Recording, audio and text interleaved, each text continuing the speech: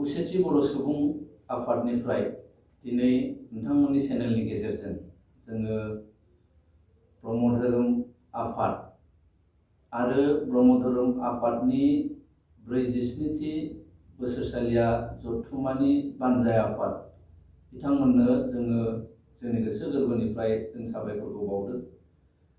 मानोना जोंनि खौसेथि बर' सुबुं आफादनि जि बोसोरारि जथुम्मा बियो कार्बि आंलंआव फेब्रुवारि दाननि 25, 26 आरो 27 बे एखे खालाराव ब्रह्म धोरोम आफादनि जि बोसोरारि जथुम्मा बे जथुम्माया गोलैफादोंमोन, बिथांमोनहा लाफादोंमोन आरो जोङो बे एखे खालाराव गोलैनायखाय बिथांमोनखौ जोंनिफ्राय खावलायदोंमोन जेन' बे कालारखौ एसे सोलाय सोल' खालामो आरो जोंनि बर' कसारी वेलफेयार अट'नमास काउन्सिलनि सोलोंथाइ बिफाननि मावफुं सोद्रोमा आरो खौसेथि बर' सुबुं आफादनि आगोलनि गाहाय नेहाथारि मानगोनां अनिल बसुमतारीनि मिडिएटराव बिथाङा जोंनि बाथ्राफोरखौ ब्रह्म धोरोम आफादजों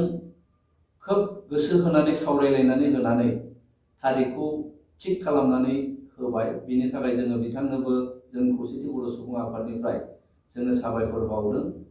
जोङो मोनथिगौ ब्रह्म धोरोम आफादनि जि बोसोरारि जथुम्मा बे बोसोरारि जथुम्माया जानुवारि दाननि 28, 29 आरो 30 बे खालाराव जानो गोनांमोन। बिथांमोनहा गोबां जाहोननि थाखाय बे खालारखौ फायसयनानै 25, 26 आरो 27 फेब्रुवारियाव लांदोंमोन।